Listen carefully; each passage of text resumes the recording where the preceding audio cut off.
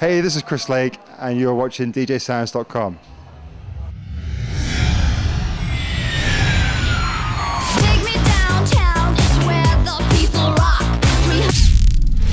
We are at Kanya, the Sunset Bar in San Antonio, for the Cream pre-party with superstar DJ, producer, and the travelling Scotsman, Chris Lake. Yes. Hello, how are you? Hello, very well, and yourself? I don't sound Scottish, do I? No, you don't. I was actually a little bit concerned I wasn't going to understand you, but No, I do. I was abducted by English and It was after damn people, so... No, I was born in England and moved to Scotland. But you didn't ask me that, so I don't know why I told you. What's the scene like in Scotland, though? What's the scene like in Scotland? The scene, it's really cold. The scenery's nice, though. The music scene. Yeah. Right, here's the special Scottish humour coming in. Yeah, the scene's really cool. It's really located around the main cities. So yeah. There's a really nice club in Aberdeen that I play at called Snafu, and he holds around 300 people. It's really nice. Quite really nice intimate. vibe. It's half the club's like bar setting, and then the other half's the darkened club where everyone sort of goes a bit cross-eyed and has their legs hurting by the end of the night. Really enjoy playing there, but then obviously Glasgow and Edinburgh, you get some great events, and you've got like all the Colours events in Glasgow, and got Progression in Edinburgh, which is really great fun. Yeah, I really like it. It's healthy, and people like to have fun in Scotland. Sometimes you find in a lot of areas that have had a lot of exposure to dance music, it becomes a little bit pretentious, and oh, really? And yeah, well, you find people, it's just sort of like the reactions are as if they've been here, done that, seen it all before, and they're not having as much fun. But the Scottish, they're crazy. Yeah. Yeah, I think the only people that go a little bit more crazy are the Irish. Hey, they're Irish. So. Oh, yeah, and get the two of them together. Oh, it's terrible carnage. Absolute mayhem. There's so many changes in my life. I don't know if it's wrong or if it's right. And I want you by my side. Oh, everything is gonna be alright. Looking forward to playing tonight Yeah, at I Cream. can't wait, because I played here last year, and So you have played, yeah. yeah, I played here, and I've been hearing so many people have been telling me about this new layout, saying, oh, they've seen it, they've got the new sound system, oh, it's looking amazing, and they've been there before me, and I'm gutted. So, but it's now my turn. I'm going to go and have a look, go and play. Hopefully it goes well. So it's a new sound system they've got set up there, a new console, and probably the, I can say this now that they've changed it and improved it.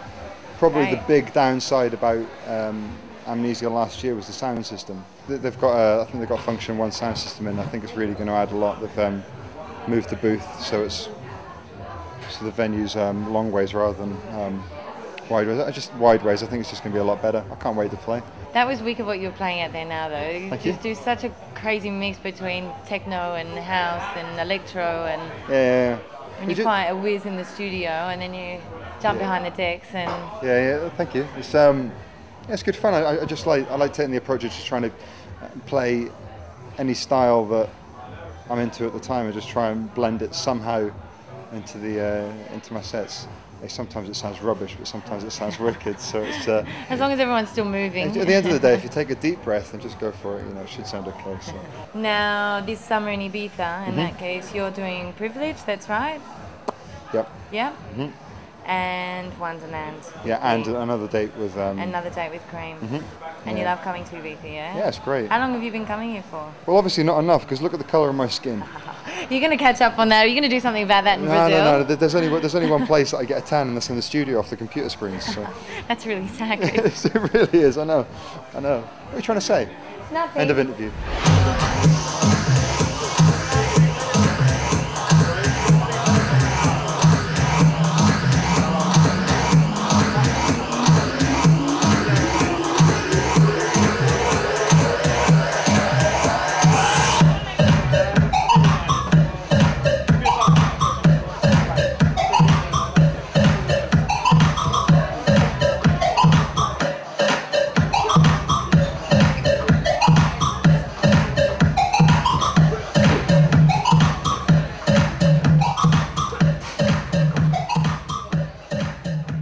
know, just You really broke through in 2005, yeah? yeah. That was Things kind of a big things year really for started you. happening in 2005.